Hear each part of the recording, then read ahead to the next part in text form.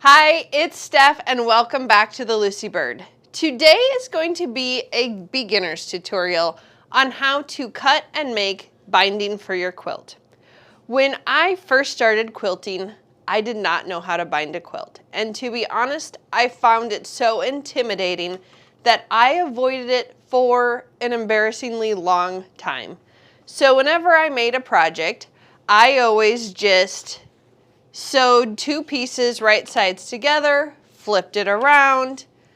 It turned out okay, something like this, but it wasn't great. Binding is the perfect finishing touch to your project, and it adds just a pop of color. You can see here, the orange really makes these chickens pop. On this, the pink really brings out the little heart on the inside. And this is a scrappy piece of binding that really just pulls the whole project together. I'm going to tell you binding is not that difficult, and once you figure it out, you're going to be so glad you did. So for today's tutorial, we're going to talk about how you cut your binding and then bring the pieces together to form one long continuous piece. First, let's talk about what type of fabric makes for the best binding. You want to choose something that has a smaller scale pattern. So for this, scale does matter. For instance, on this piece, it would not be the optimum piece of binding just because by the time you get this cut into 2.5-inch strips, you're going to lose what this is. You're never going to see that these are hot air balloons. Now, if it's the perfect color, sure, that might work, but you're really looking for a piece of fabric that is solid or has a really small scale of print to it. I'm going to show you on this piece of fabric here that just has some nice dots in red and teal, and so this would be perfect for any project where those are the colors you want to pull out in the end. So I'm going to get these out of the way here. I have for this project, I have a piece of yardage, my cutting mat.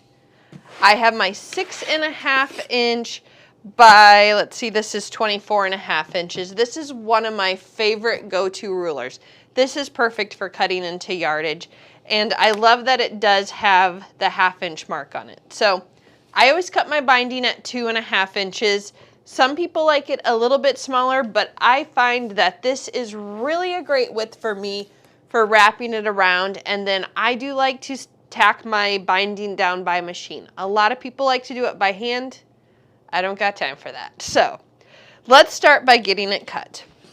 When you lay out your yardage, you want the folded side towards you, and you know that the folded side is going to be a nice even edge, and that means your bias is going to be up here on top.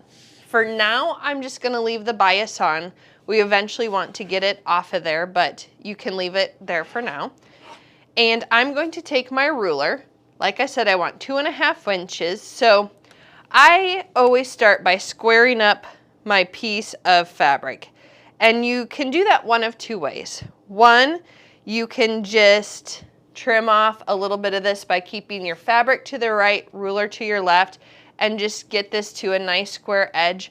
Or if you're doing 2.5 inches, you could move it over so that you can see the 2.5-inch mark and get that trimmed up. I guess for this one, let's just trim this up straight. So get it evened up on the bottom. Firm pressure on your ruler. Firm pressure on your rotary cutter. Pull that away. Now you know this is junk. Now you know you're working with a straight edge here and here. So for whatever measurement you want, you would line your measurement up on this left edge. I want 2.5 inches. I make sure I have a line that's touching down here. And we're going to cut that up, pull that away. Again, lining up 2.5 inches on the left, some straight line here on the bottom. It doesn't necessarily have to be any mark in particular. Up and away. I'm going to do one more, and then I'm going to show you how you can combine these to make one long piece. Okay. So there are two ways you could combine these together. But first, what I'm going to do is I'm going to cut off this selvage. You always want to trim the selvage out of your fabric because it's a different bias than the rest of your fabric. So it stretches a little bit differently. And it usually has marks on it. So you don't want that in your project. I always just trim mine away at this point. I lined everything up, put a ruler on it, have this little bit that's left as junk. So now I have two pieces that are 2.5 inches by the width of the fabric. Before you start binding your project, you want to put all of these together into one long continuous piece. You could do that one of two ways. I'm going to tell you about one, I'm going to show you the second. So the first way is just putting right sides together. You could combine these. So 1/4 inch down, and then that way when you opened it up, you have one long piece. That'll work fine. The reason I don't prefer that method is because you do get a lot of bulk at that seam. So when you open it up and when you're putting binding around your quilt, you end up having to sew through a lot of that bulk. So a great way to distribute that bulk is to combine these at 90-degree angles. So laying your first piece out right side up, your second piece, you're going to just form 90 degrees right there. I left a little here so that you can we're gonna line, I'm gonna scoot it over a little bit more, but I just want you to see that I have where we're going to. Now using a ruler and a marking tool, you're going to find this ruler here has a nice 45-degree marking on it. So I'm lining the 45 degrees up. And I'm using a pen so that it's a little bit easier to see. And I'm going to draw a line there. Now you're going to go to your sewing machine and sew on that line.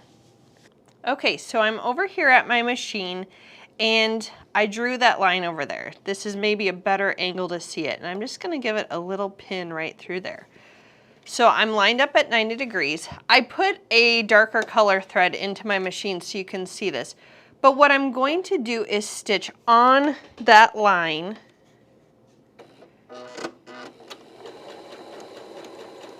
Pull my pin out.